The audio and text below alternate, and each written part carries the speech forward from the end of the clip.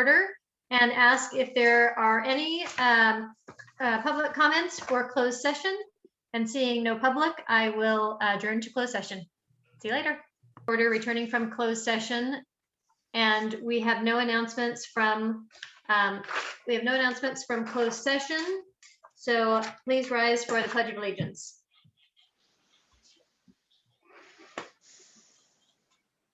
I pledge allegiance to the flag of the United States of America and to the republic for which it stands, one nation, under God, indivisible, with liberty and justice for all.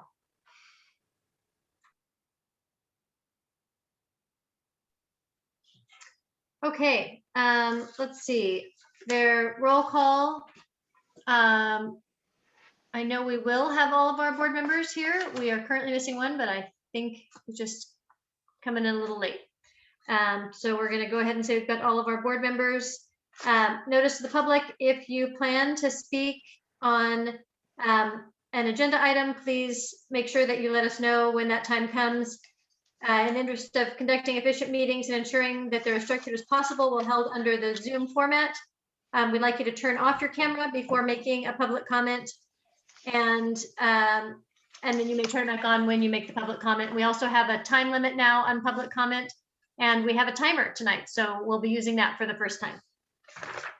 Okay, recognition of guests and presentations. Mr. Giramonte, are there any guests or presentations this evening? None this evening. All right, how about correspondence? None.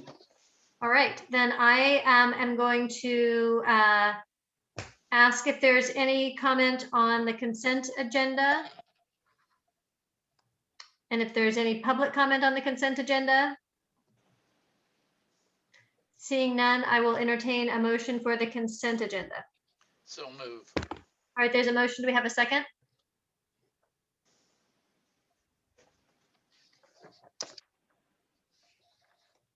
I second. All right, Jewel seconds. We have a motion and a second on the consent agenda. I'm going to take a roll call vote. DJ? Aye. Lloyd? Aye. Melissa? Aye. Jewel? Aye. And Lucas? Aye. And I as well. Motion passes. All right, we have no items pulled from the consent agenda, so we will skip that and we'll move on to stakeholder communications. Lucas, you're up. All right, thank you. Hello, everybody. I've gotten some feedback from our students at Dixon High School regarding the new schedule for the semester.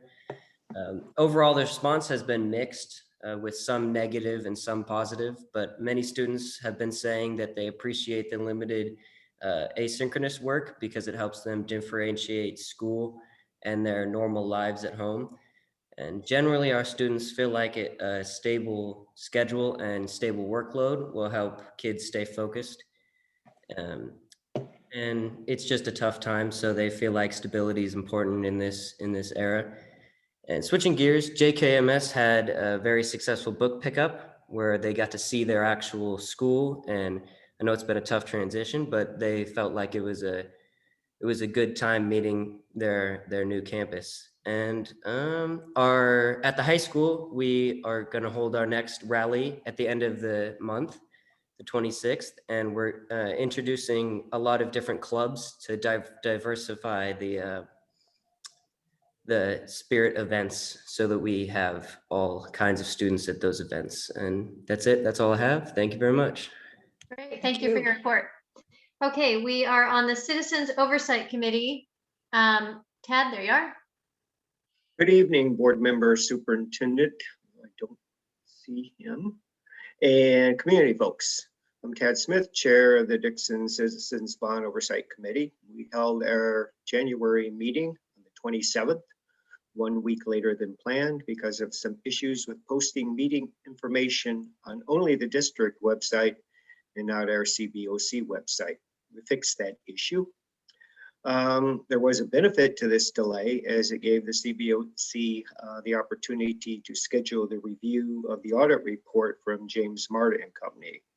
This is the financial and performance audit for how the district manages Measure Q money. I am pleased to state that the presentation by firm partner Jesse Deal was very complimentary of the district. As stated at the last school board meeting where you all heard a similar presentation, the audit was deemed clean with no issues. So I would like to thank the district staff for devoting the resources to this audit. It was more challenging than in past years because of COVID restrictions. This meant that a vast amount of requested paperwork had to be uploaded to the James Marta secure server for review. The audit firm reviewed 85% of the transactions associated with Measure Q expenditures. So this audit covered the fiscal year 2020, and now the CBOC is in the process of preparing a report to the community covering this same financial time period. Other items covered at our meeting were change order number 8 for a wide range of issues to complete most of the renovation at John Knight Middle School for a cost of $1.3 million. Dry rot and flooring issues have been a big problem. A more enjoyable topic was the discussion around the purchase of equipment for the band room at a cost of $8,000. Both items were approved as valid Measure Q expenditures. So we're coming to the end of the major construction efforts at John Knight Middle School. At the next CBOC meeting scheduled for March 17th, we will consider reducing the frequency of our meetings from 6 times a year to 4, so basically once a quarter. We're still 1 member short on the CBOC, and I know that DJ and Melissa have some leads out there, so I would ask that you follow up on them. We'd like to get back to full staff load on that committee. Thank you so much. Great, thank you, Tad. And I would note that, because Tad mentioned it, that Mr. Dolan will not be with us this evening. Mr. Giramonte is standing in instead as our superintendent staff representative. So moving on to our employee association reports. Kathy, I saw your hand up first. Thank you very much, and I apologize for the hat. I've been sitting in front of a computer all day. The hair is standing straight up. So I'm Kathy Michaels. I'm the president of the Dixon Teachers Association, and we wanted to update you on our negotiations and what is going on with our employees. So the Dixon Teachers Association continues its negotiations with the district regarding reopening in a hybrid model. Therefore, we want parents and community members to understand what the stance of DTA members is regarding such a reopening. Firstly, the bargaining team asked Superintendent Dolan at the table today if there was going to be any action on school reopenings in a hybrid model at this board meeting tonight.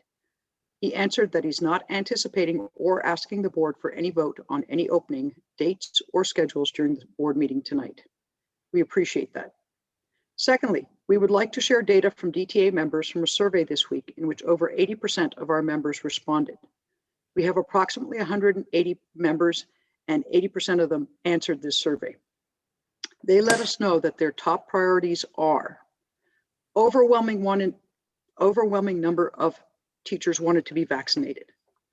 They wanted stable cohorts for all levels to minimize the exposure and transmission of the disease. They wanted testing as per OSHA requirements, and they wanted no concurrent teaching. In other words, roomies and zoomies. We'd also like to let you know that they overwhelmingly want to see their students 50% at a time to keep it safe. They would like to see their students 4 days a week. They plan to get vaccines when it's offered, but they will not come back if they are not vaccinated. And more than 60% of our members wanted no movement between cohorts. Lastly, we also shared several elementary schedules, possible hypothetical elementary schedules to address those needs.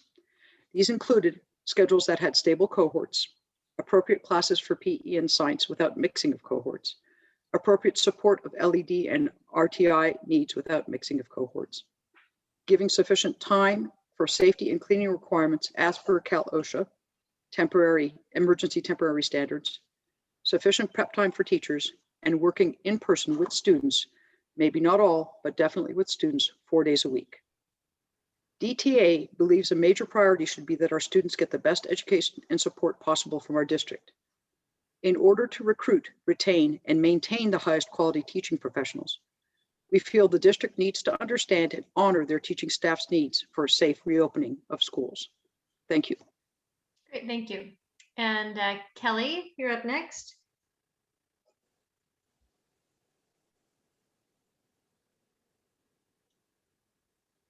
Good evening, members of the board, Mr. Giramonte. My name is Kelly Chavez. I am the Vice President of SEIU. I don't have too much to share tonight, but I wanted to give you a quick update on a few things that are happening. First, this week we were able to come to an agreement and sign an addendum to our current MOU, reducing the number of members on site in various capacities.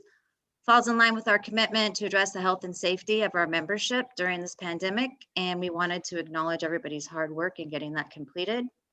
Next, we wanted to touch on the conversation that we've heard around curb appeal and our school sites. I believe at the last meeting, Mark Monticello gave an update on the extra support coming from our maintenance, custodial staff, as well as our carpenter, who in many cases have been working extremely hard and supportive in helping with the grounds during this time.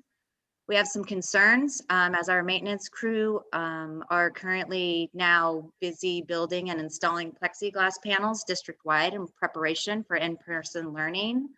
Our custodians are going to be impacted by in-person learning and will no longer be able to assist, as they'll be making sure that all of the extra guidelines that they need to follow for maintaining cleanliness and safety for students and staff are completed.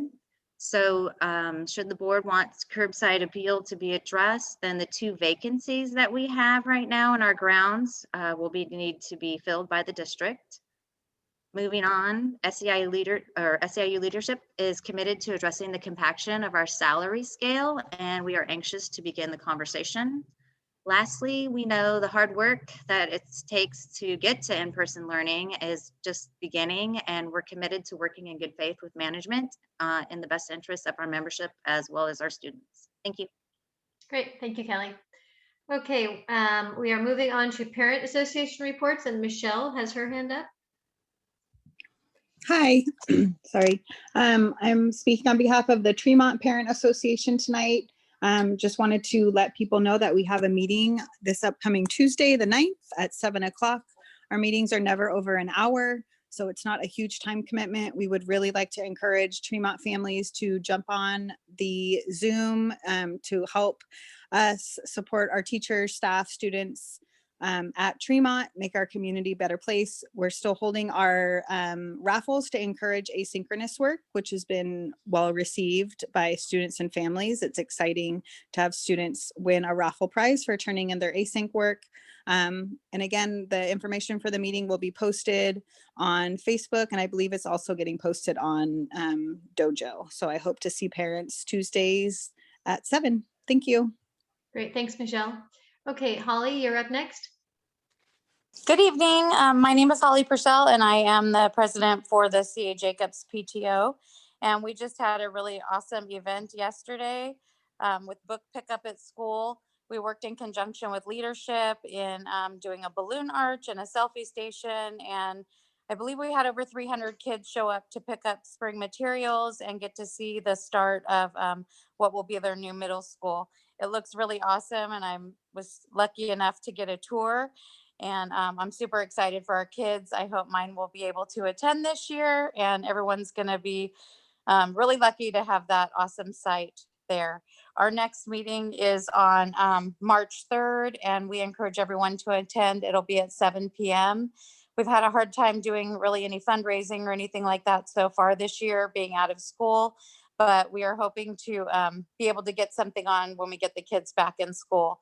PTO is going to be starting a PTO Pizza Palooza, where we are going to be giving out coupons for large pizzas every Friday from now until the end of school, and teachers will be turning in names of students that they feel are deserving, and there will be a raffle for that. So thank you for everyone and their hard work in getting our new middle school back together, and I think it's going to be an awesome addition to our district.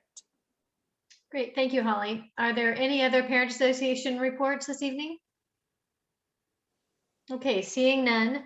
This is your opportunity now for public comment, and this would be an opportunity to talk about something that is within the subject matter jurisdiction of the district, but not on tonight's agenda. So, and we would be adhering to our 3 minutes per person comment time. Does anybody have a public comment at this time? Okay, seeing, oh, John Geyer, go ahead, John. Oops, sorry. trying to get the video to work. Sorry about that. Okay. Okay, yeah, thank you. I just was listening to Ms. Michaels moments ago talking about the union and the position of the union. And I understand that, throughout this process, we've been saying that we're going to follow the science. And obviously, safety is of paramount importance. But I'm sure everyone, or I don't know if everyone, but most of us have probably heard the reports that just came out yesterday from Dr. Rochelle Walensky, the director of the CDC, who indicated in the study that the vaccination is not necessary to ensure safety for the reopening of our schools as long as safety protocols are followed. So my question to the board, and we know that we've been talking about summer about the schools was receiving funding. We are going to have the separation, the distancing, et cetera.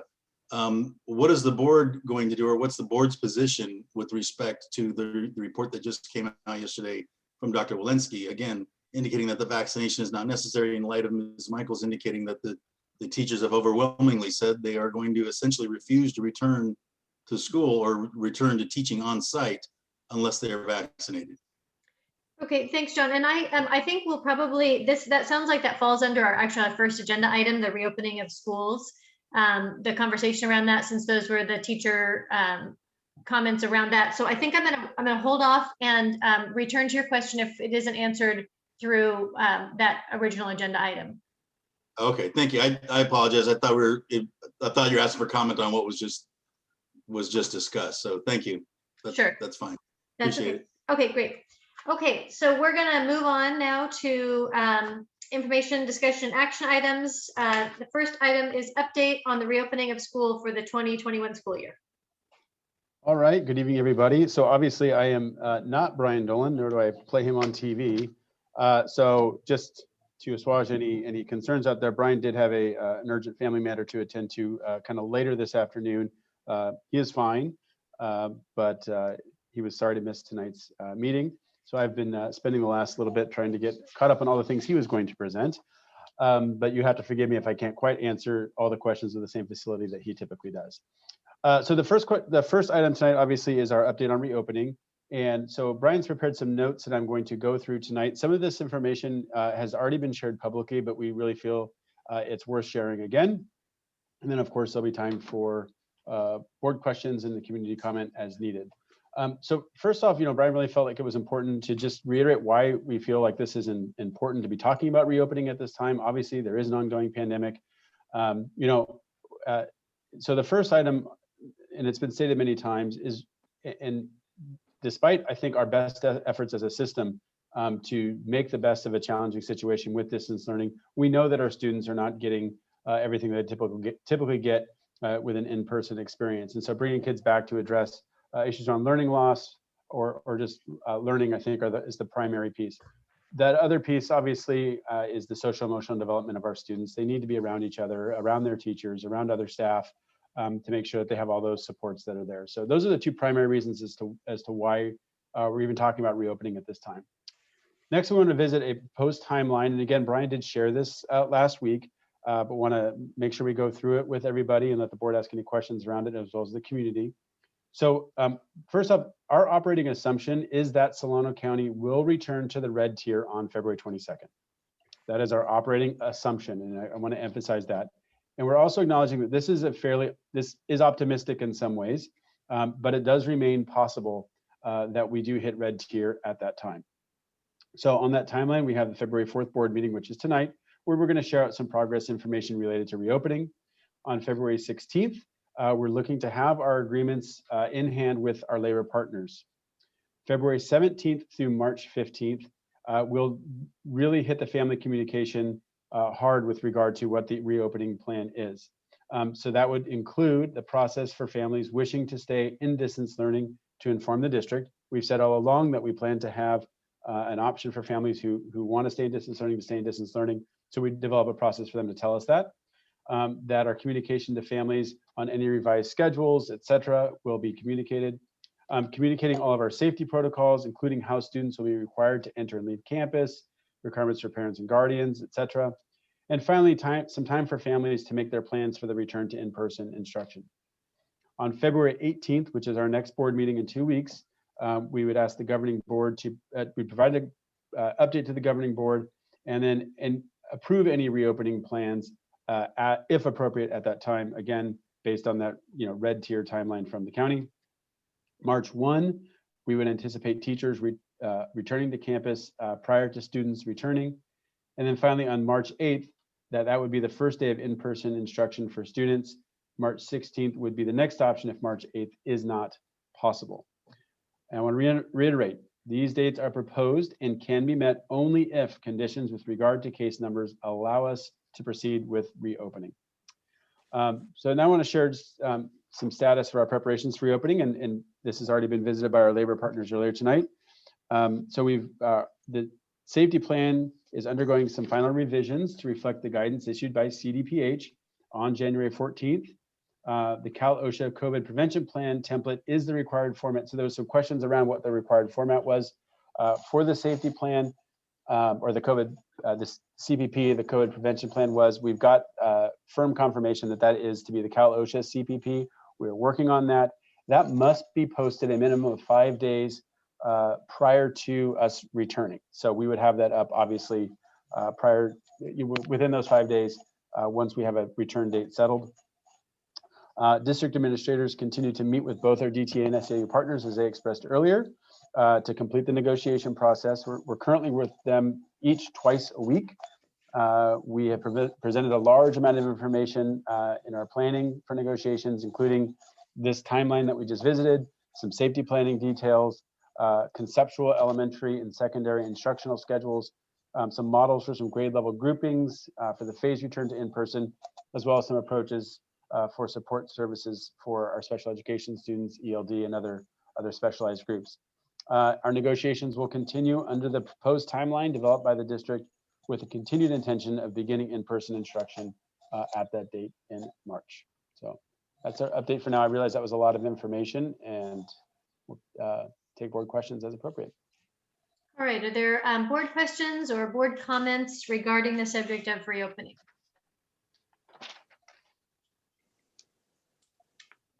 Sure. Okay, DJ, you want to go ahead, and then Jewel, looks like maybe, are you ready? Go ahead, DJ.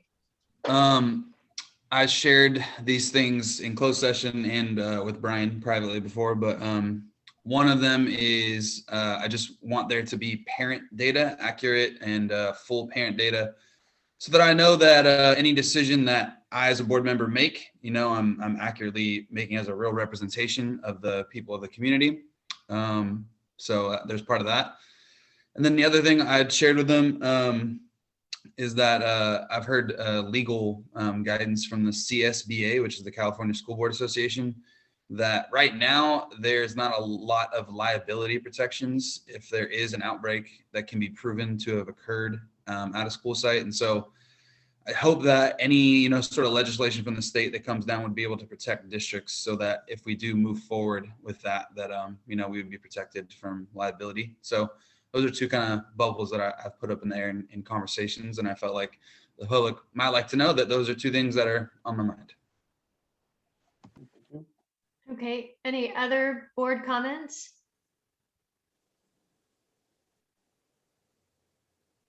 I will comment. I know that, safety is very important. I appreciate Mark and all the updates that he's given on all the safety things. Kelly, I appreciate your update and knowing that for the community to know that plexiglass is going up between all the desks, and I feel like our district has done a good job with our safety protocols. I know that we've agreed to wait until red before we go back. We can go back 2 weeks after we're into red, and I hope that we are ready. In fact, I expect for us to be ready by that point, because I fear, as I learn often, I learned today of another person in Dixon that they pulled their kid from our district, and I'm really fearful of our numbers, and I'm hoping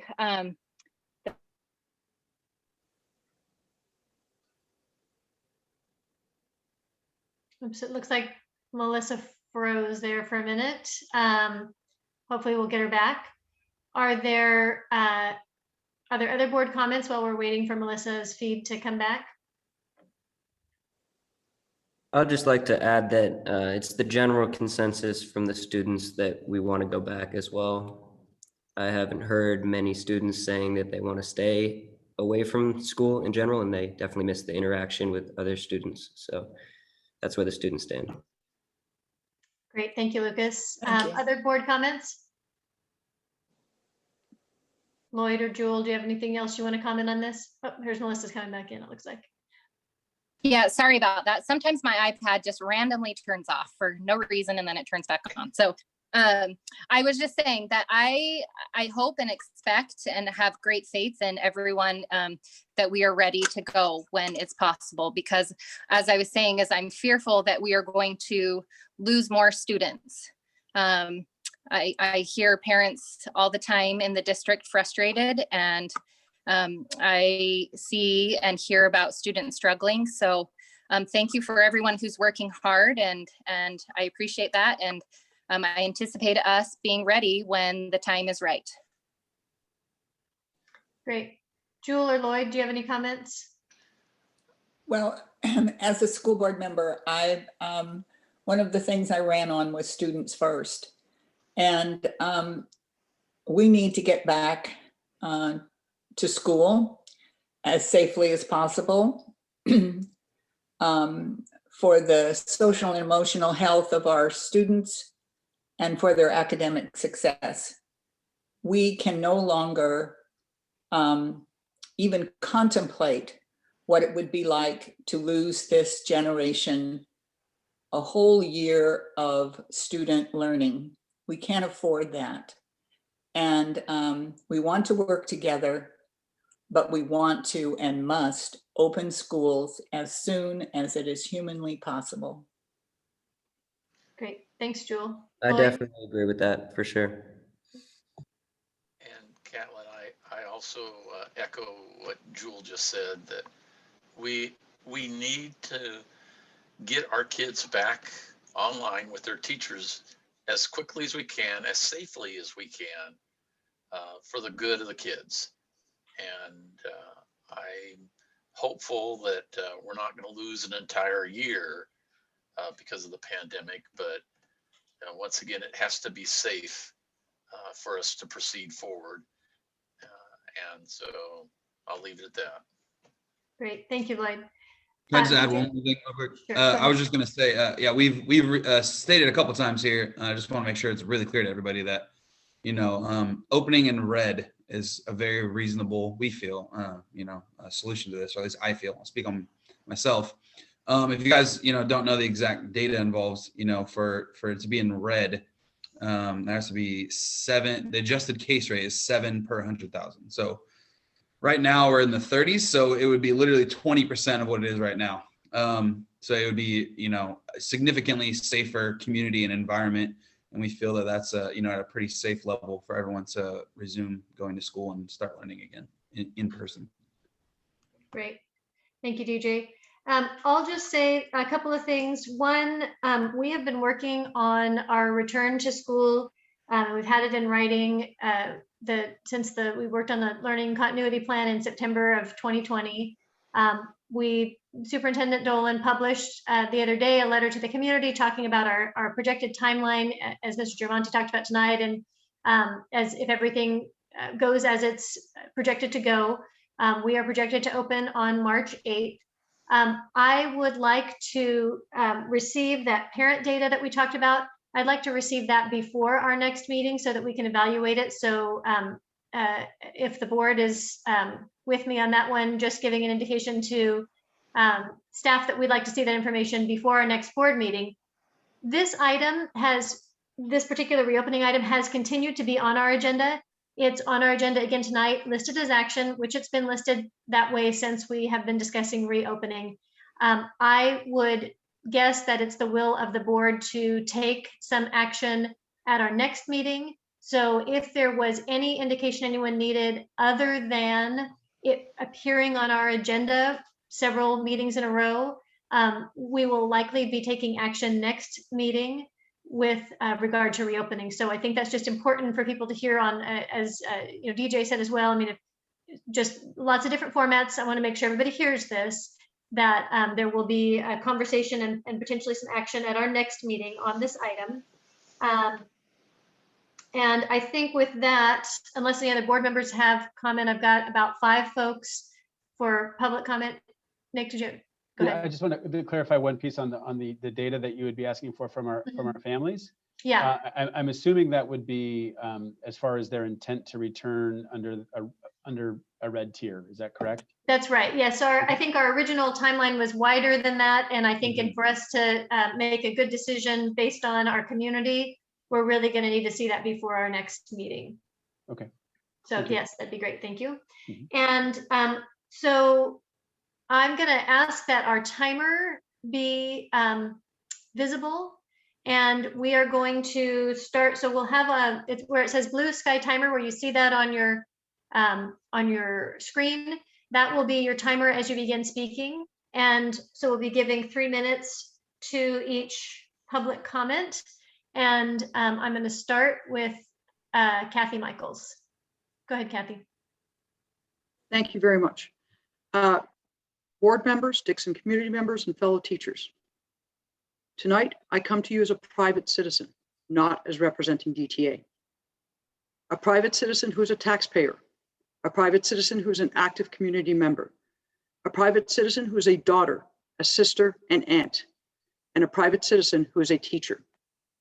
As a taxpayer, I understand the importance of good fiscal policy, of getting and using our communal money wisely. I understand the board's desire to get schools open in person because there might be a monetary advantage to gain. I readily and fully support that my taxes go to educate children who are not my own. As a community member, I know the need we all have to feel we're part of a larger whole. It has been a tragic in many ways that this community's traditions and annual events have been seriously curtailed, even uprooted because of a pandemic beyond our control. We all mourn the loss of these activities. I have coached and mentored young people since I was 17 years old. I worked as a swim instructor for Special Olympics, in a residential institution, as a camp counselor for foster children, and as a soccer coach for almost 30 years. I know how vital sports and socializing is for all of us, adults as well as children. I come to you as a daughter, the oldest of an incredible man who fled the grip of communist Hungary during the 1956 revolution with 5 words of English, less than $1 to his name, and yet with a dream. A man who helped raise wonderful daughters even after losing his first wife to cancer. She was 34 and I was 5. My father was a man who worked very hard all his life, so his family, especially his children and grandchildren, never had to experience the deprivation he survived as a child in war-torn Europe. He's a man who experienced soul-scarring things.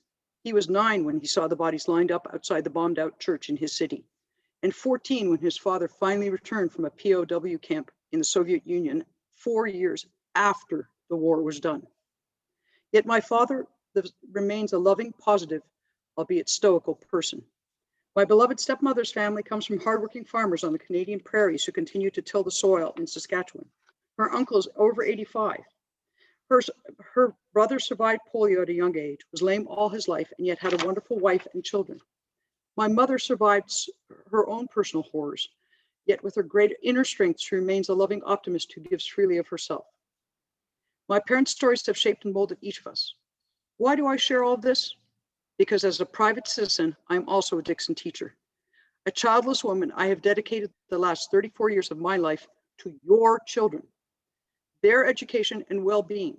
I, along with many of my colleagues, have spent countless hours, far more than the duty day in any contract, to prepare myself to give my best every day, every class period, to every one of my students, to your children. I have done so while fostering children not my own, while working several jobs at once to make ends meet, and while being sick, yet knowing I needed to be there for my kids. I do so knowing things are not always perfect. I've had chairs thrown at me and been threatened by students. Kathy, I'm I sorry. have one paragraph, please. One paragraph. I truly resent and am angered to hear parents in this forum insinuate I don't do enough. I know we'd all like to be back to normal. Instead, I suggest we teach our children a few life lessons. They are strong and resilient, physically, mentally, and emotionally. They can learn from this. They are not in a race to nowhere. with an aptly named film trying to get through too many classes too fast and then stressed out. They are part of a community. They have their peers, but they also have us adults, members of their families as well. We may be physically distant, but we are here and we care a great deal for them. I want you, this board, and us, this community, to make good decisions that help all of us be safe, so I can teach your children another 10 years. Therefore, I ask you, please realize that teachers are people. We have fears and hopes just like you do. We have families for whom we want the best. Let's work together in the spirit of caring for each, adults and children's, individual and community, to create the safest way to return together to our campuses. Thank you. Thank you, Kathy. And Mark, can you give me a status on the timer? It doesn't appear to be working. It goes down to 3 minutes. We can't see it is the problem. As people have their hands up. Can you see it? Oh, Yeah. I can see it. I can't see it. Huh, okay. Mark, is there any way to move the tile all the way to the top or next to Catlin? I cannot at this time. That's fine. Yeah. I'll just keep the timer on my Catlin, phone. Yeah. I see it at the top of the screen. It's like the second block over. I see the block is just black. It's just black. There's nothing because the timer ran out. That's why it went blue after the timer ran out. Yeah, the whole time I saw a black box, so I just Okay. started. Okay, thank you. I'm sorry. It must be on my end, so I apologize for that. And I'm going to ask people to be respectful and keep to the 3 minutes. If you have additional comments, you're more than welcome to submit those in writing to us. We would be happy to do that. But please keep to your 3 minutes. Mrs. Roop, you are next. Hi, sorry, I'm on my daughter's Chromebook and I couldn't change my name before I started the meeting. So my name's Stephanie Roop. I'm a first grade teacher at Tremont, and I've spoken several times at these board meetings. And teaching first graders virtually is tricky. They are learning, we are making progress, and they come smiling every day, and I couldn't be happier to see them. I have one question to the board to be reflective on in making the comeback date of March 8th.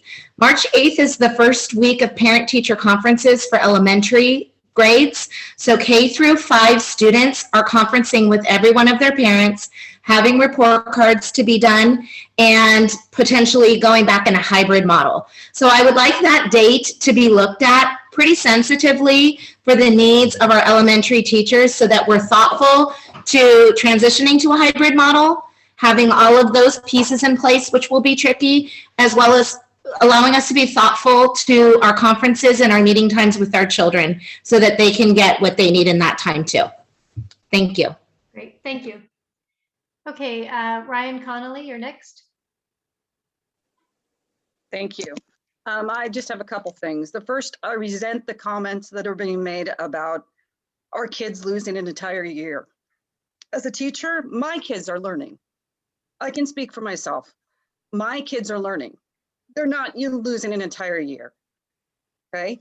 They are learning a lot of valuable lessons at home during the pandemic. I think we belong back in the classroom too. I have no argument about that, but not at the risk of the safety of the teachers. If it is so safe to go back before the vaccine and you guys are so sure about all the safety precautions, why are we giving the parents a choice? They should all come back if you feel it's that safe. On January 10th, I lost a very dear friend to COVID, someone who followed all of the rules. It is not a protection just because we have a mask, just because we have plexiglass. The vaccine is here. It's here. It's ready for us. We're talking a few weeks. We're not talking months and years. Why would you not give your teachers who teach your children every day and give their all, why would you not give them that vaccine first? All I have. Great, thank you. Michelle, you're next. Hi, I was looking at the agenda, and the item for this section had stated that there would be proposed instructional schedules discussed. I wondered if that was going to happen. And then in the Daily Republic today, Dr. Mateus had stated that schools would be a primary benefactor to be able to open. And he stated that there would be a case rate of 110. And prior it was a lot lower. That was straight a direct quote from Dr. Mateus in the Daily Republic. So I just wondered if that changed anything, as well as far as what the boundary for the case rate would be for our county. Thanks. Okay. Great. Okay. And Debbie Thomas, you're next.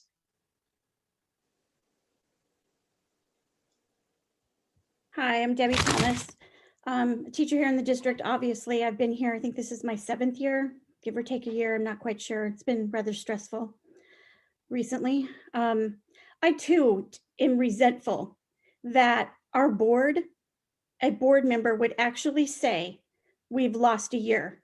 I don't know one teacher that has stopped working, including myself. Not only am I working as a teacher, I'm working as a mother. I was out walking yesterday with my children, actually, excuse me, 2 days ago, with our dogs and my 2 boys, because I'm a single mom. And we're meeting new neighbors, right? New neighbors. I was afraid to tell them I'm a teacher because of the disrespect that I continue to receive from this board and this community. And it breaks my heart because I love your kids and I love mine too.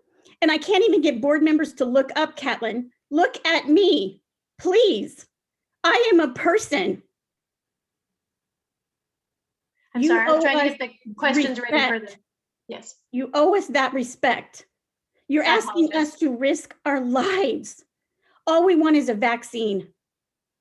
That's it. Okay. Thank you. And I apologize if I'm looking down, working in, as all of you know, being teachers, and a lot of you know, being students with Teachers Online, sometimes there's a lot going on. I've got a timer going because I can't see the timer. I'm trying to write down your questions because I don't want to miss those. And so if I appear not to be engaged with you, I apologize. I think if we were in person, you could see a different body language around that. But again, I apologize for averting my eyes, and I will continue to move on with public comment. Tanya Anderson. Hi, good evening. I'm at JKMS, and I am concerned about, in addition to the safety issues that have already been spoken about, do we have any assurances that construction will be completed if we were to be sent back to school March 8th? As I look around the school, while it is beautiful and there is so much that has been done, there is a lot more that needs to be done before it can be cleared for children to come onto campus. And so I would like to know what is the timeline there? And is this something that we know for certain we will have construction done and cleared by March 8th? Or is this going to be another delay that it keeps getting delayed? Thank you. Okay, great, thank you. John Geyer, you're next. Sorry,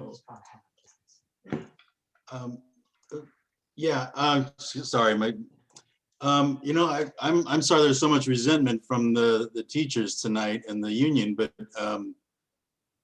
this brings me back to my question earlier that I stated, and I understand, again, safety is, we're all concerned about safety. And I don't think anyone is saying, screw it, let's go back and throw caution to the wind. I don't think anyone is saying that. And I don't think, particularly the school board, I don't think anyone on the board is saying that either. But the Centers for Disease Control, the director stated just yesterday that the vaccine is not necessary for teachers to return to school as long as the precautions are followed. That's what I'm reading, and so the other thing is, and I know we were talking about the vaccine, every study I hear, and I know it's just come out, but I've seen studies suggesting that 50% of our population is willing to get the study, about 24% is saying absolutely not. So is the suggestion from the teachers and the teachers union that every single teacher is going to get the vaccine when it's available? And I would ask the board, what do we do in cases where the teachers don't want to get the vaccine? What would the board do in that case? So my questions basically to the board, that I understand Catlin's going to address are, what are we going to do in light of the CDC report that came out, and what are we going to do if some teachers don't want to get the vaccine. And I understand that there are, there may be religious reasons, there may be medical reasons as well. So those would be my questions. Thank you. Great, thank you, John. Okay, Tad, you're next. So my question focuses on what does the successful vaccination entail? Looking at the Solano County website, best case scenario, maybe the teachers get first dose into February, second dose into March, full immunity month later into April. That leaves you 1 month where teachers have full immunity to COVID. So what's your definition of being vaccinated? What's the timeline? Thank you. Great, thank you. Okay, Eleanor Prack-Smith next.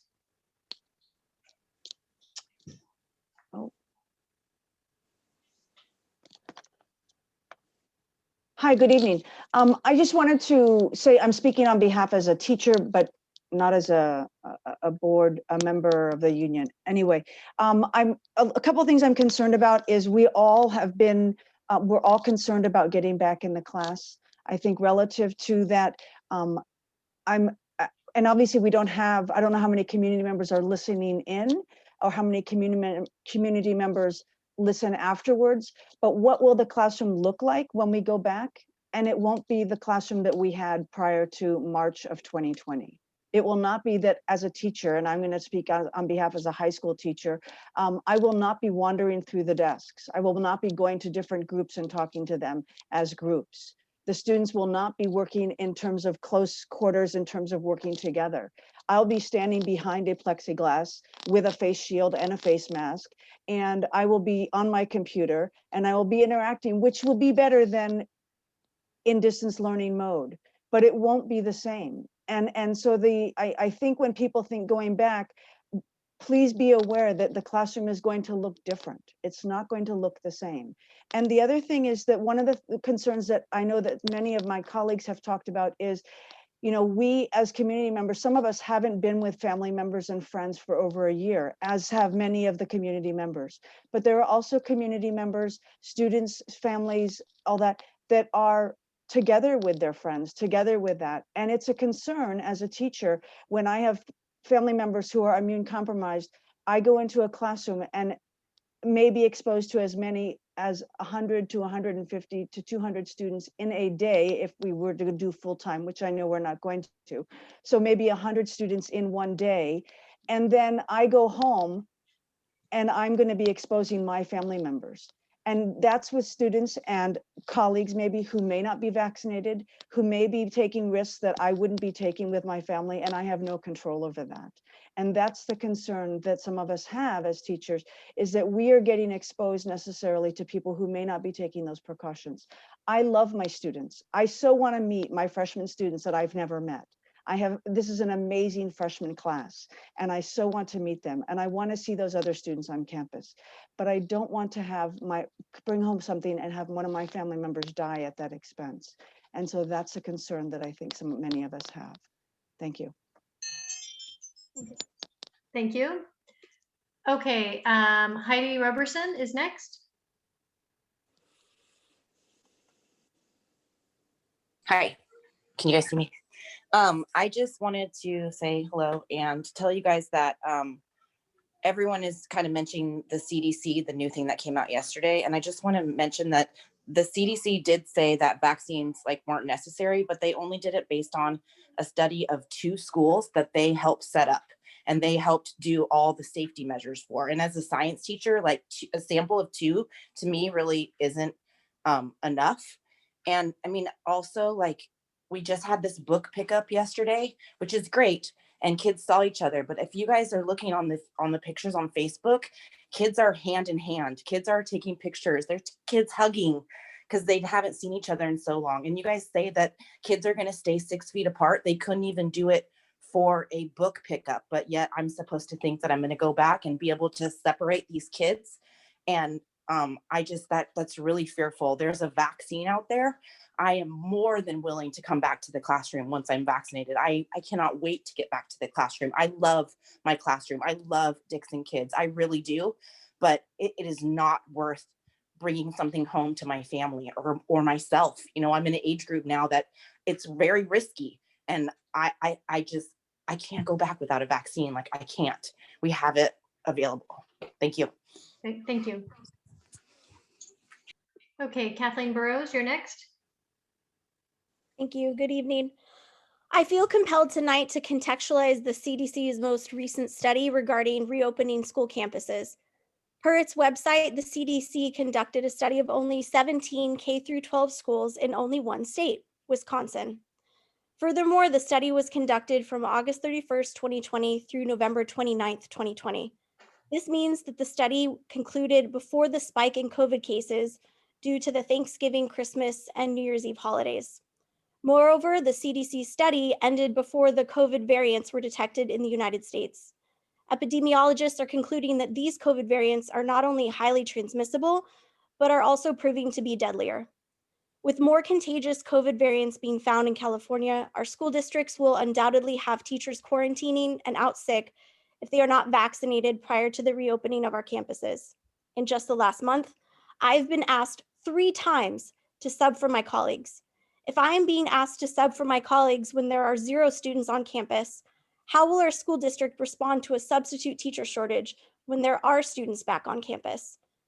It is unconscionable and hypocritical that Dr. Lewinsky of the CDC claims that teachers don't need to be vaccinated in order to safely return to the classroom when she herself reports her claims from the safety of Zoom. In order to be vaccinated as soon as possible, I have signed up on 3 different websites, and I'm still waiting to hear anything about appointments to be vaccinated. I want more than anything to be vaccinated because I know that if I'm not healthy, I can't teach. Great, thank you. John, I'm not going to call on you again because we're only having 1 public comment per person, but I would. My son actually wanted to comment. Okay, sure, go ahead. So my name's Kobe. I don't know if you guys can see me. My name's Kobe, and I'm in 8th grade.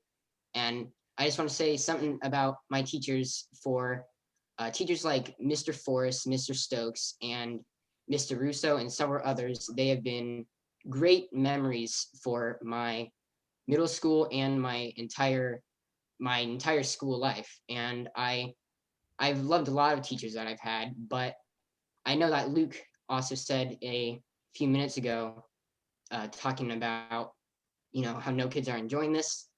If you just want another kid's perspective to speak up, I certainly am definitely being robbed of a year of education, socialization, and of my life. And that's all I wanted to say. Great, thank you. Holly, do you also have somebody else on your screen? No, I didn't comment on this. I just commented for PTO. Oh, I'm sorry. I'm sorry. As I mentioned earlier, I'm trying to keep track of a lot. I'm sorry. Go right That's ahead, okay. Holly. I mean, I've spoke out a lot, and you know that I want to be back in school and I want my kids back in school. I do realize the safety. I want to ask, throwing out this March 8th date, are we being realistic? Will the classrooms be ready? I know on the last board meeting, they said plexiglass was ordered and it was in a warehouse somewhere. And is a month enough time frame to get that done, to have all the protocols in place that we need? I know teachers are worried about their safety. We're worried about everybody's safety, but I'm also worried about my children's education. And there have been states all over, except for California, that are back to school and aren't having problems with outbreaks. So I think we can do this safely, but I think we need to have all protocols in place. And I just want to ask if March 8th is actually a realistic time frame, and if we are going to have schedules sooner than that, so we know what the schedule for kids looks like coming back. And that's it. Thank you. Great, thank you. And again, I apologize for earlier. Okay, is there any more public comment on this item? All right, seeing none, I'm going to close public comment on this item. And Nick, you and I are going to answer some questions. So the first one that I have is that on this item, there was proposed instructional schedules, right? Yeah, so when Brian posts this agenda item, it's a rolling agenda item. And so what it says is that of the things we could discuss, it may include things like schedules. Tonight, we do not plan to discuss schedules. Great, thank you. And then a question about the case rate from Dr. Mateus. Yeah, I happened to catch, oops, sorry. Go ahead, no, go ahead. Yeah, I happened to catch an article in the Daily Republic as well today, and I read it very quickly, not anticipating having to run this meeting tonight. And it was a little unclear. I think what he was referring to is that once the case rate gets to a certain point, even if you're in purple, then you can at that point start to apply for the waivers again. And I think that's what he was referring to. So while we're in purple and now the case rate, if it drops below that, then districts could apply for the waivers for K-6 schools, I believe. That's not been the direction of the board at this point, as we've been saying we're going to wait until red. Okay, great, thank you. And then let's see, there were some questions about it looks like more needs to be done on the campus of John Lett Middle School. Is there a timeline for that? I know we've reviewed some of that stuff in our meetings before, but can you give us a quick synopsis? I wish I could. I did. I don't know the answer to that question at this point, so we'll have an answer for you when Brian returns. Okay, but our plan is to use that school for when we reopen. Yes, absolutely. Yes. Mark, did I see you on mute? Can I jump in real quickly? Absolutely. Sorry.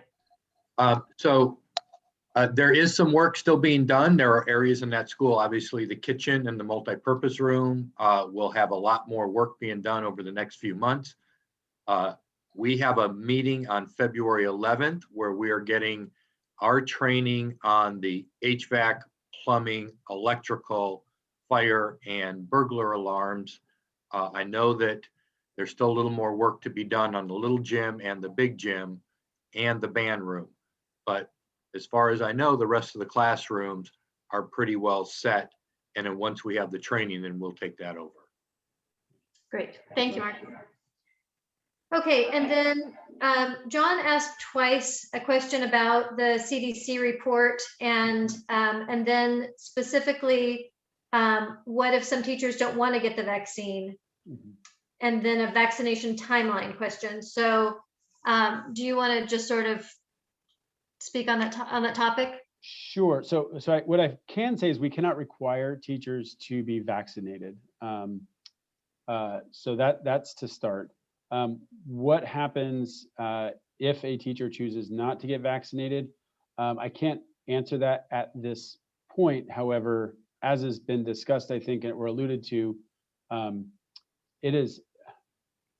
there is nothing currently that requires people to be vaccinated for schools to reopen. I guess would be my response to that question, the very global one. And what we'll do for people who refuse to get vaccinated, I can't answer that at this point. Okay, great, thank you. And then the question about, is March 8th realistic? Is 1 month long enough to get things like the plexiglass and those sorts of items that we've discussed before? Is it long enough to get that out? Well, I'll start by saying this. I think any date that we put out there is absolutely contingent upon us being able to do it with the safety protocols that are from CDPH first and foremost, but then also that we come to an agreement with our labor partners. Mark, do you want to jump in here with regard? I mean, you're the plexiglass king, so I'll let you answer any plexiglass Yes, the plexiglass questions. is in the warehouse. We have, when I looked today, somewhere between 450 and 500 plexiglass shields designed, ready to go for our elementary schools. As soon as we get those done, the plexiglass for the middle and high schools will be worked on. I feel very comfortable, and I certainly will do an update on the next board meeting on the 18th, that we will be ready if we were to start school on March 8th with the plexiglass for the students and the teachers. Great, thank you. And so those are the questions that I had. Do you have another one? I caught one that I think it may have been rhetorical, but I think it's worth answering anyway. That was from Ms. Brock-Smith about what classrooms will look like, and I just want to reiterate that she's right. Classrooms will have to look different when we come back. With the safety protocols that we're in discussion with. As far as the movement, social distancing and those things. So I just think that's worth reiterating, even though she answered the question. I think it's worth saying again, because it's such a good point. I also had the question about how will subs happen. And certainly that is something that we're discussing. We do not have a firm answer on that yet, but something that will need to be addressed prior to us welcoming kids back onto our campuses. Another great question. And then I think Ms. Purcell also did ask about schedules, and I think I alluded to it earlier. We're not presenting schedules this evening. Those are in progress as part of the negotiations process. Great, thank you. And I'm going to remind folks, if you are not speaking during public comment, or if you're not a member of the board, or Mr. Giamonte, could you please turn your cameras off? Just double check and make sure that they're off. And I've already closed public comment for this item, so I won't be entertaining any more public comment, but I am happy to, I want to go back to board members if anybody has a comment before we move on to item number 2. I had asked a question that you guys didn't answer. I'm sorry, Ryan, go ahead and repeat your question. I asked why the parents get a choice about staying online and the teachers don't. Okay, thank you. Why, if it's safe, why are they given a choice? That was my question. Okay, thank you, Ryan. Nick, do you want to comment?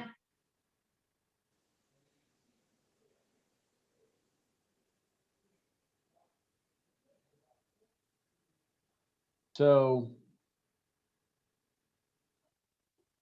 I think that and I'll refer, and I don't mean to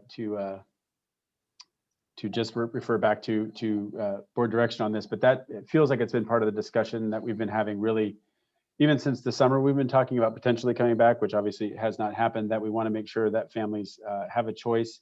I know in a lot of the information that's come out from the state, that's been something that's been encouraged for families to be able to have that choice. So I think that my response to that is probably not going to be very satisfactory, in that it's keeping with the general direction of the board, as well as what is happening statewide. And I'll let you add anything, Catlin, or other board members.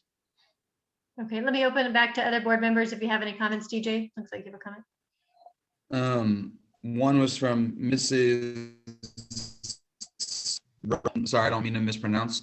She asked, have we considered that 3/8 is the first week of parent conferences? So I just want to know if we consider that. And my other just comment was about Michelle Daggett's comment about the case rate question, about the number 110 that was thrown around. So it's a little confusing because there's like 2 different numbers. So one is number of new cases in the county, and the other one is the percentage. So if the number 110 seemed large, that's like the number of new positive cases in the county versus the number that I threw out earlier about red, which was 7%. So something like if you divide 110 by the population of the county, I think you get close to 7%, something like that. So just that's why the numbers seem so different. I just wanted to clarify that. Thank you. Great, thank you. Any other board? Okay. Oh, I think the question about conference week. Yeah, that is to answer that question. Thank you for bringing that up. Yes, it's something that we're aware of and will need to be considered of as we make that, as we again work with our partners to make a plan to come back if it's going to be that date. Great, thank you. I have a comment, Catlin. I just want to apologize if I misspoke. I was a little messed up with my iPad turning off. If I misspoke that our kids have lost a whole year of learning. I am very appreciative to my kids' teachers and all the hard work that they've done. I think that they are working hard. I think we can also all agree that in-person learning is different and they probably get more out of education.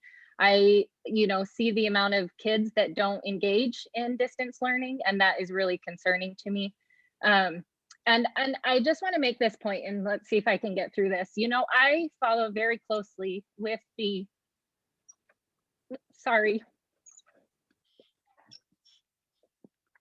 everyone knows I'm emotional, but I followed very closely with all the guidelines and all the, I follow our county every single day. My family is such that has not went anywhere. My husband's on 4 different kinds of chemo. And I've said I wouldn't send my kids to school if I didn't feel it's safe. He has stage 4 cancer that's metastasized throughout his body. So I only say that because I sometimes get frustrated because I deeply care about the safety of our teachers and our students, and I obviously deeply care about the safety of my children, as long as with my husband as well. I also have had conversations with my husband that, you know, if he had cancer, when it wasn't in a pandemic, my kids wouldn't be going to school in a mask and wouldn't be using hand sanitizer like it was. And, you know, we're in a position where a cold, you know, it doesn't have to be COVID, anything. And so I just want teachers and the community to know that I do not take safety lightly, but, you know, it affects my family, and we are very conscientious. I'm very conscientious about that. And I think, you know, people don't know this publicly necessarily, but I just wanted people to know that. And if I misspoke, because our kids have lost a year of in-person learning. I think teachers have been working very hard to teach and to do their best, as well as students. But I know that my kids have, I spend many hours at a hospital, and my kids don't have parents home helping them, and there are lots of our students who were in that same thing. So I just am saying that if I misspoke, I'm sorry. That is not what I meant about, you know, teachers are working hard, and I get that. And I just wanted people to know my circumstances, so they know that safety is very important to me. Great, thank you, Melissa. Any other board comments before we move on to the next item? All right, seeing none, we're going to move on to item number 2, approval of a change order number 3 for the Dixon High School farm. Yes, so as the cover sheet says, this will complete our role in providing electrical service to the new school farm at Dixon High School. We had to get an easement and do some trenching that required this change order, and it's the final step in the process for PG&E to connect service to the power pole. Exciting. All right. Oops. Thank you. All right. Are there any board comments on that item? I'm upset it took so long. That's my one comment. I'll leave it there. Great. Any other board comments on this item? All right. Seeing none, I'm going to go to public comment. Are there public comments on this item? All right, seeing none, I'm going to close item number 2 and move on to item number 3, update of board policies and administrative regulations. Do we need to approve that? Yeah. Oh, sorry. Oh, I'm sorry. Okay. I'd like to just close it and move on, but I'm going to go back and I'm going to entertain a motion for action. Sorry. I'll move. Great. Is there a second? I'll second. All right. Roll call vote. DJ? Aye. Lloyd? Aye. Melissa? Aye. Jewel? Aye. Lucas? Aye. And I as well. Motion passes. And now I'm going to move on to item number 3, update on board policies and administrative regulations. Yes, so these were reviewed at the power board meeting as is required, and they're presented tonight for your approval. Great. And so for those who were at last board meeting, we reviewed these and discussed them in some detail. Tonight, we're going to vote on them. Is there any board comment on this item? I just remember we talked about the PE thing before, and then that's going to come up later, I believe. So that's the only really thing that I remember there being sort of a lengthy conversation about last time. Yes, that is on our agenda. Is there any other board comment on this item? All right, then I'm going to open for public comment on this item. And seeing none, I will entertain a motion. So move. Great, there's a motion. Is there a second? I second. There's a motion and a second. We're going to do a roll call vote. DJ? Aye. Melissa? Aye. Lloyd? Aye. Jewel? Aye. Lucas? Aye. And I as well. Motion passes. And moving on to item number 4, update of board policies and administrative regulations. Okay, similar to the previous item, these are an update board policies and administrative regulations reviewed at the last board meeting, presented tonight for your approval. Great, thank you. Is there any board comment on this item? All right, seeing none, is there any public comment on this item? All right, seeing none, I'm going to move, I'm going to entertain a motion on this item. I'll move. There's a motion. Is there a second? I second. Great, there's a motion and a second. We're going to go with a roll call vote. DJ? Aye. Melissa? Aye. Lloyd? Aye. Jewel? Aye. Lucas? Aye. And I as well. Motion passes. Great, and now we're going to move on to B, the B1, approval of employment contract for Assistant Superintendent of Education Services. Yes, good evening, President O'Halloran, board members, and Mr. Giramonte. Tonight, I am here to present an extension of our Assistant Super of Ed Services employment contract. And basically, we are not making any changes to the terms and conditions, nor are we making any changes to his total compensation. However, there is a change of extending Mr. Giramonte's last employment contract by an additional 2 school years with an expiration date of June 30, 2024. Staff recommends approval of this item as presented, and I can entertain any board questions or respond to any comments. Okay, are there any board questions or comments on this item? All right, seeing none, I would just like to, I'd just like to ask, I know you said it, I just want to make sure that everybody's clear on that. The only, there's no raise in here, there's no additional time off or money or any of those sorts of things. The only item is that we are extending his current contract as is. That is correct. Great, thank you. Okay, with that, I will move to public comment. All right, seeing no public comment, I will entertain a motion on this item. So moved.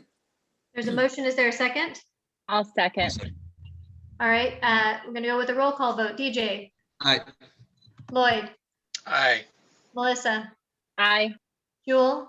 Aye. Lucas? Aye. And I as well. And Mr. Giramonte, thank you for your service to this district. We're happy to have you around for a little while longer. Thank you. It's an honor. Thank you. Great. Thank you. And you are next up with C1 high school PE graduation requirements. Yes, so I'm going to invite Stephanie Marquez. I know she's around to join us if needed on this, but this is an item that came up as a concern. I believe, actually, I think Lucas brought it up, just with some questions around how we are going to make sure that kids earn their graduation requirements in the absence of interscholastic sports this year.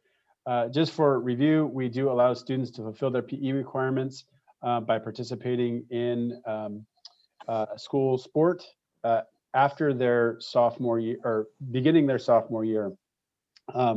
We require students to do PE in grade 9. All students do PE in grade 9, but they can earn the rest of their PE credits either through PE or through marching band. Obviously, with both of those, we haven't been able to do those this year. So we wanted to create a way for students to be able to earn those credits without having to significantly alter their scholastic plans. And so the plan right now is to allow as a one-time exception students who are in high school right now in 10th through 12th grade to use their grade 9 participation as a way of earning their graduation requirements for PE. We reviewed Ed Code on this, and there's nothing there that prevents us from doing it. We've just, as a policy in our district, wanted to make sure that our students are fully participating in PE their 9th grade year and then earning those credits after that year. Stephanie, anything to add there? No, just, well, yes, of course. Just that historically, we allowed kids to earn sports credit in 10th and 11th grade. We were okay in the spring. We were able to honor last year's credits, but our current 10th and 11th graders just don't have the opportunity. And it really fits in with our mission. We are asking kids as young as 8th grade to start planning their schedules with identifying their post-secondary plans up front. And we're working on 4-year plans. And we just didn't want our students to have to get the slap in the face of a 4-year plan their junior year or senior year that was like, oh, never mind, now you need to change it because of COVID. So we're trying to honor their athletic time with us in grades 9 through 12 while they're at the high school. And it really only the change only applies to our current 10th and 11th graders. Our seniors are okay, and our freshmen will have time. Great. Thank you. Okay, are there any board comments? This is not an action item. This is an information item only. Are there any board comments on this item? Yeah, I have one. I want to thank you, Nick and Ms. Marquez, for making that possible, so that we don't really have to deal with switching up our schedules just in case we didn't end up having to go back to sports and everything. So it's not just me, it's a lot of athletes at the school. So thank you very much. Great. One thing, if I could, while I'm here, I'm sorry. Can I add one more thing? Absolutely. It is very important that if kids have any questions, they contact me and get those answers for their own situation. So it's really hard to describe sports credit in a conversation. There's lots of 10s, 11s, 12s and everything. And I appreciate our kids do a great job of keeping each other informed, but really if kids are listening or parents that have this question, call me, email me, and walk through your kids' individual experience. Because what we don't want is kids getting to their senior year and looking at not getting a diploma on time because they haven't satisfied their PE requirements. Thank you. And I'll just add for Lucas, while I appreciate being thanked for all manner of things that I can or cannot take credit for, this is all your principal bringing this forward with her staff. So thank her perfect. for, she brought this up and did a good job of advocating for you guys. All right, thank you. Thanks. Any other board comments on this item? I'll just say it makes perfect sense. I'm all for it. Great, thank you. All right, I'm going to go ahead. If there's no other board comments, I'm going to go ahead and open for public comment on this item. Is there any public comment on this item?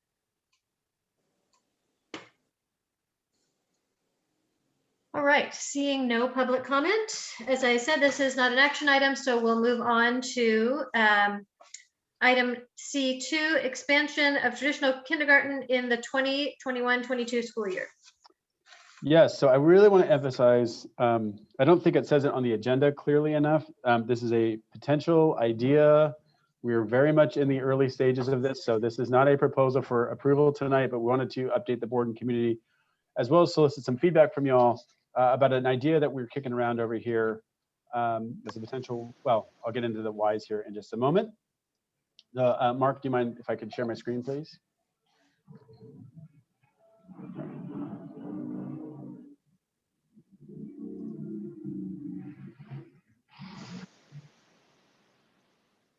Mark, you there?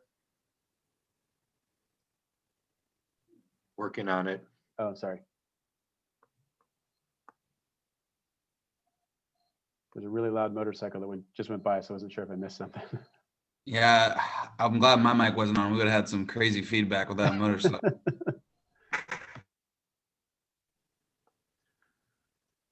All right.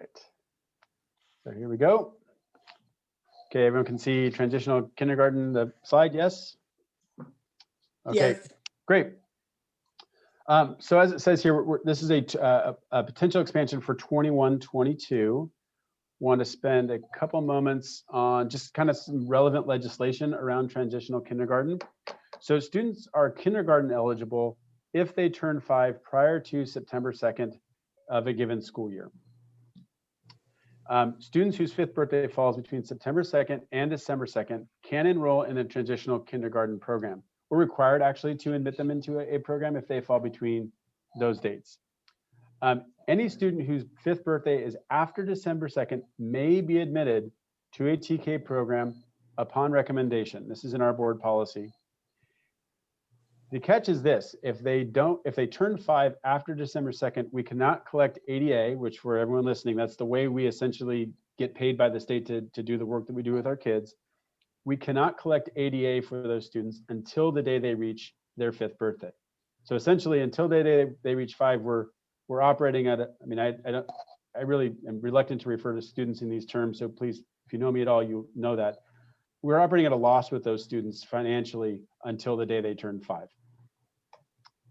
So what's our current practice? So we have one TK program this year at Anderson, and that's traditionally where we've had it. Sometimes we have 2 classes depending on need, and it's available to all district students, so not just students in the Anderson boundary. Once students go to regular kindergarten or traditional kindergarten, they go back to their school boundary. So if you're a Gretchen Higgins kid, for example, and you go to Anderson for TK, when you go to kindergarten, you go back to Gretchen Higgins for your regular kindergarten.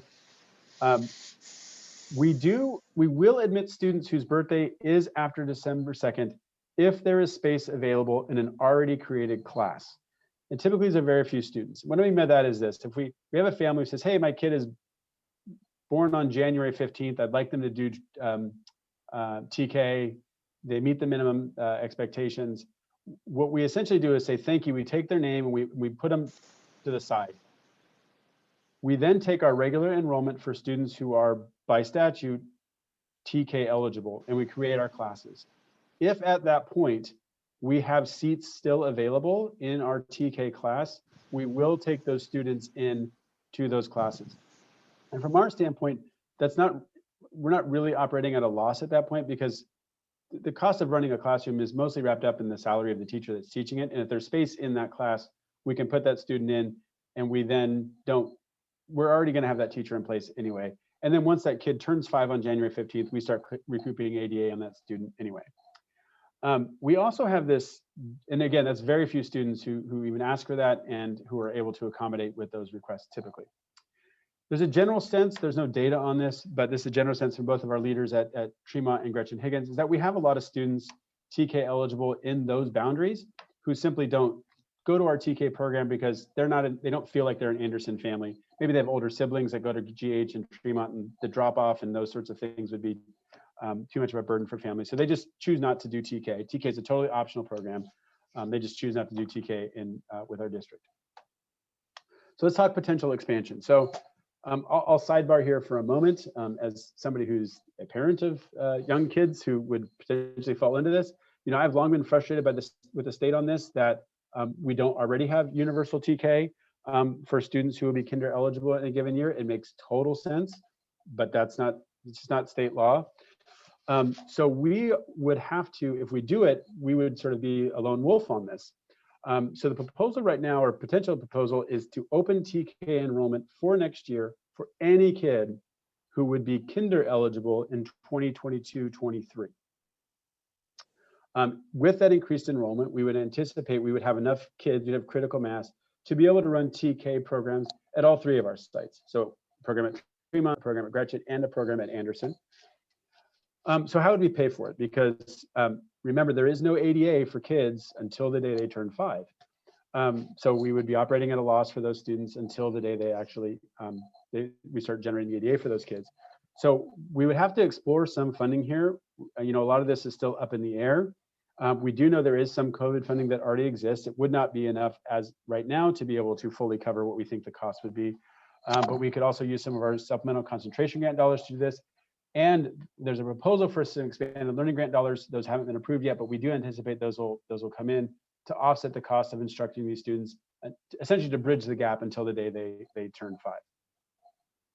So why would we even think about doing this? Well, we know that our pre-K experiences this year have been limited for students for the exact same reasons that we're not fully open to students. We know we've heard of preschools that have not been able to open or fully open. We also know that traditionally, pre-K experiences really tend to be inequitable for socioeconomically disadvantaged students, even in regular time. So this would be help level the playing field for our kids. We really ensure that they're starting kindergarten in 22-23 with all those prerequisite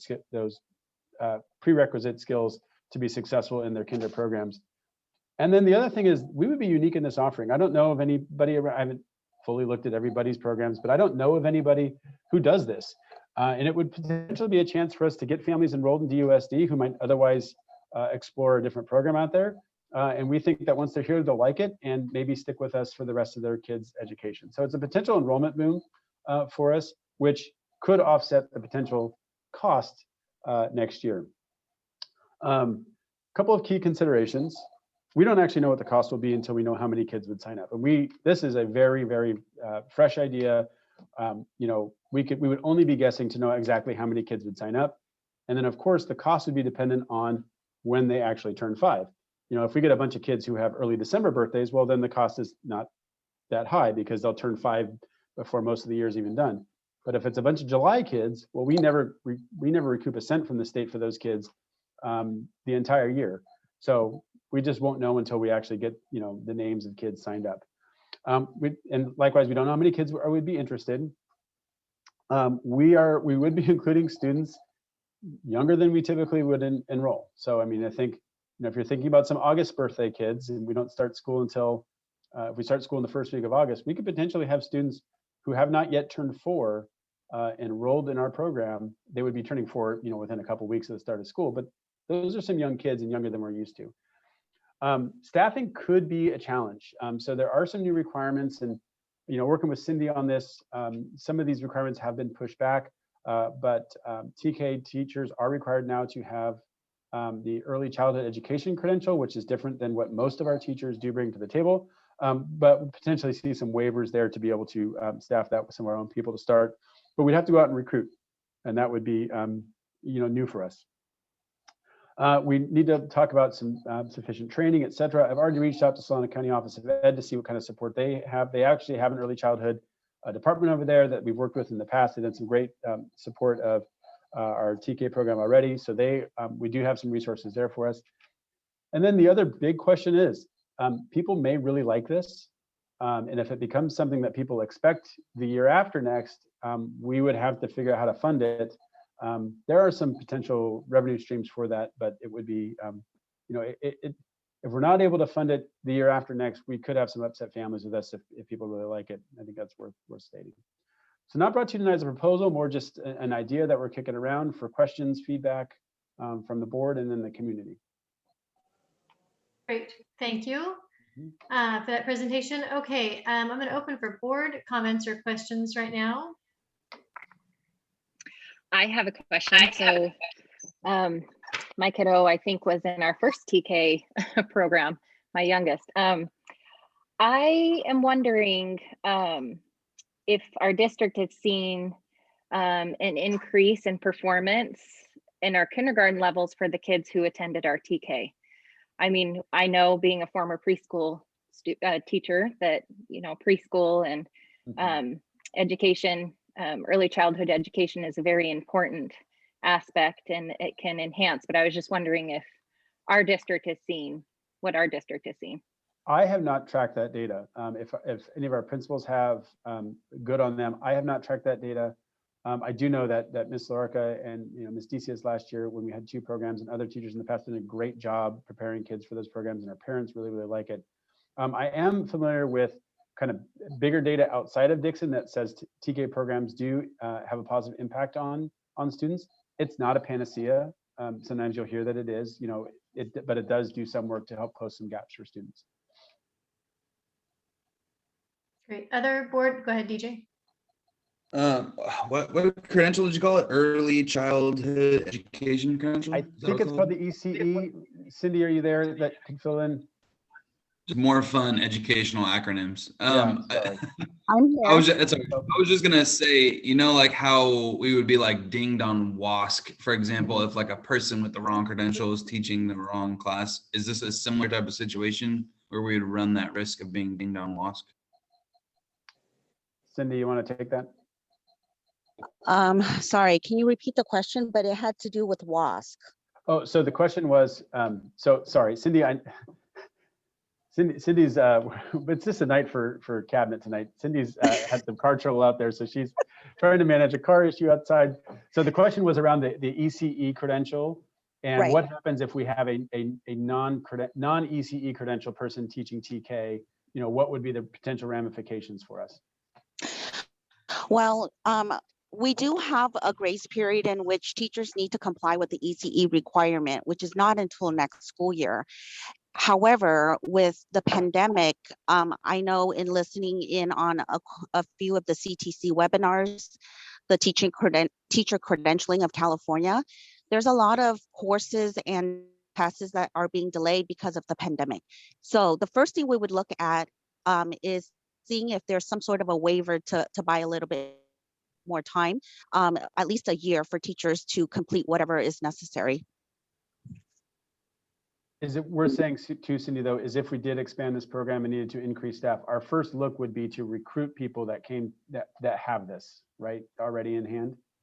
Absolutely. That would be our first tier of the criteria as we do our recruitment and selection process. I will say that a lot of the courses that are required to get a multiple subjects credential, there's only additional few more classes to have to take. It's not as if you're going through a 1-year credentialing program of any sort. Thank you, Cindy. Great, thanks. Any other board comments on this item? All right, seeing none, I'm going to open for public comment on this item. Heidi Roberson. Hi, I just have a quick question. So my daughter actually will be starting TK next year, hopefully in Dixon.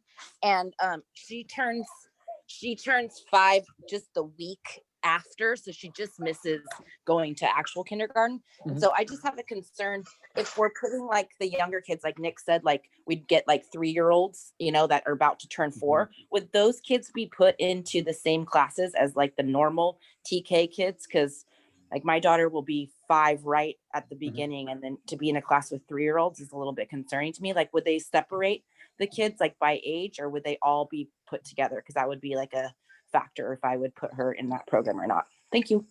Thanks, Heidi. All right, Betsy, you are next. So I wanted to address, Melissa asked about how these kids do that or go through TK. And my kid was one of the kids that he was a little bit too young. And there was room that year for him to go into TK. So I know a lot of kids who started in TK with him, and then I know these same children from when I substitute. And I see a definite difference. If a child has taken part in either the CDC TK program, a nice preschool program, it makes a big difference. And yes, you see it in kindergarten, and yes, you see it in 1st grade, but I can see it now in 5th grade. And some of the kids that were in 4th grade and 6th grade last year. And I would disagree with Nick. I think we do know how to do this, or you guys do know how to do this. You have such a good special ed preschool program. You already have, you know, a program where you have qualified people running something very similar to this. And then recently, I know at Tremont, we have a teacher that has this early childhood credential right now, and she's teaching kindergarten. So I think that we might have some teachers that do hold the credentials that are required, but I think it's fantastic if you can do some type of stipend, or like you said, use the COVID funds to make this happen. I think that this would be really beneficial for all the kids, not just the kids that get to go to this program, but the kids that also get to be in school with these children who've gone through this program. Because in kindergarten and 1st grade, that interaction between children is really important. And the children that have the verbal skills that they learned in TK, or that they learned in a really good preschool program, they really help the other kids out. And it's a really beneficial thing. So I fully support this, and I think it's such a wonderful idea. Great, thank you, Betsy. Okay, Sabrina Moore, you're next. Hi, yeah, I just wanted to thank Betsy. I don't think my preschool gets considered enough in these meetings, so it's really nice to get the shout out. I hadn't heard of this plan. It is very interesting. I'm really curious to see how it's gonna pan out and how, you know, the plans are gonna be for this, because it's a really cool idea. I'm very interested. Great, thank you. Erin Brothers, you're next. Hi, my son went through TK. He's in 3rd grade now, and I would have another son who would be eligible for this program, who would be turning 4 in March. So he wouldn't start kindergarten until a little bit later. But I noticed with my oldest son that it's really a benefit, not just for learning, but for being prepared for what a classroom is going to be like. And since my youngest right now hasn't had an opportunity to go to preschool or be in daycare, you know, he's just kind of like living the wild child life because, you know, we can't do anything else right now. I think it would be really beneficial for him to see what a classroom situation would be like. And I think if we could make it happen, it would be a really good, a good program for kids, and especially considering what Nick said about how the socioeconomically disadvantaged kids don't really have access to a lot of that stuff. It would be a really good way to kind of equalize the playing field. Great, thank you, Erin. Are there other public comments? All right, seeing no other public comments, I'm going to close public comment on this. And we had one question related to, which we may not be this far along in development, but related to ages of kids together in classes. Yeah, and before I answer that, if I could I just want to make sure I clarify something, or just if I misspoke, I apologize. Yeah, I did not mean to imply, if I stated it, that we don't have good programs already in place and some in-house knowledge how to do this. You know, this is really about just frankly more having more seats for kids. So that's all I wanted to say there. But thank you guys for the comments there. Yeah. So to Heidi's question, the short answer is yes. We wouldn't, I don't think, want to make divisions of kids based on age at that point.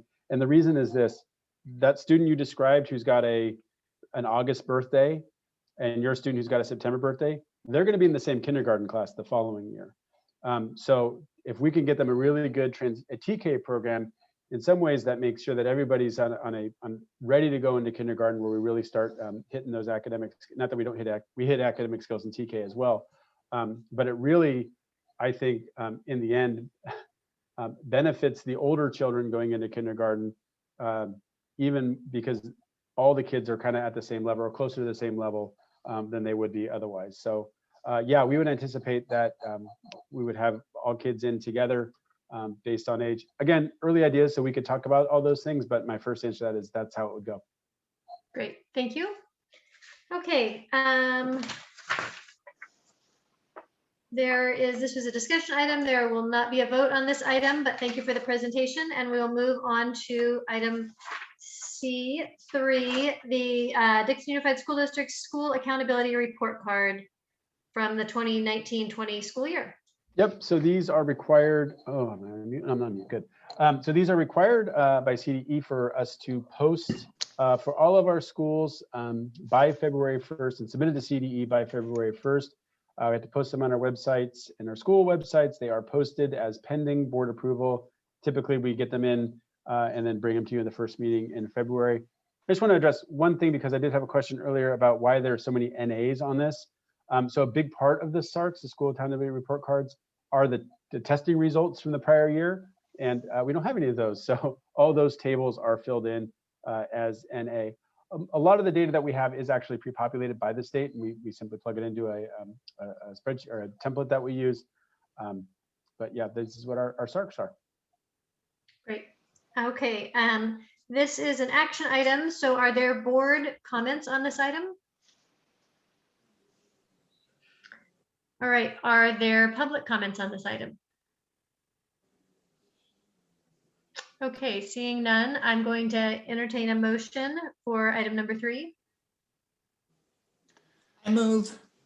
There's a motion. Is there a second? I'll second. I'll second. Okay, DJ's got it. Great. Motion and a second. Roll call vote. DJ? Aye. Lloyd? Aye. Melissa? Aye. Jewel? Aye. Lucas? Aye.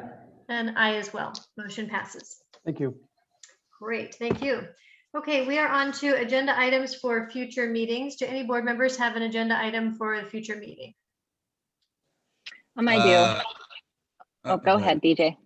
Okay, Okay. I just I had spoken with Brian previously, and we agreed that a conversation about ways to increase ADA is going to be on the next board meeting. So this TK model was one of the ideas, so, or not exactly in the form that Nick fabulously presented, but that's one way to essentially hook in, more people. So we talked about creative ways, and so that was on there. Great, thank you. So we'll have that on another agenda item. And Melissa, go ahead. So mine was an ADA thing as well. Over the time, I'm actually really with our current budget and our current situation, I'm really worried. You know, how many students we have in the seats is how we get most of our money. And we've talked about over the time that I've been on the board that I haven't really seen things gone very far, about having a dual immersion program, about possibly expanding our Main Prairie school into a full alternative learning. And then also we've talked about having, even before the pandemic, about having a distance learning program, all of which will bring in ADA to our district. And we've talked about getting creative, but I know we've been kind of stuck in this pandemic, but I really feel like to pull our district out, we're going to need something. And so I would like to see an update on those three things that concerning the ADA, those specific things that we've had brought up multiple times. Great, thank you. Other agenda items? Just the other thing to throw in what Melissa was said that I had brought up with Brian privately was talking about intra-district transfers. So that was like another just way that we could potentially increase ADA. That data was going to be presented with regards to that. Great. And I will also add, I don't think you said this, Melissa, about, we also talked about bilingual education. Did you mention that in your list? Okay. I think DJ did, or one of them did. Okay. I said the dual immersion, Oh, our dual got it. immersion Okay, program. yeah. Okay. All right. Okay, great. Any other agenda items? No. Okay. For future meetings, nope. Okay, board announcements. So does anyone have a board announcement? DJ, go ahead. Anderson PTO is running a dine and donate at Baskin Robbins on February 10th. I will plan on buying my Valentine a ice cream cake. Feel free to do the same. Goes to a good cause. Love the people over there at Anderson, and excellent ice cream. Great, thank you. Other board announcements. Go ahead, Jewel. I just want to remind everybody that the Solano County School Board Association is going to have their spring community collaborative meeting.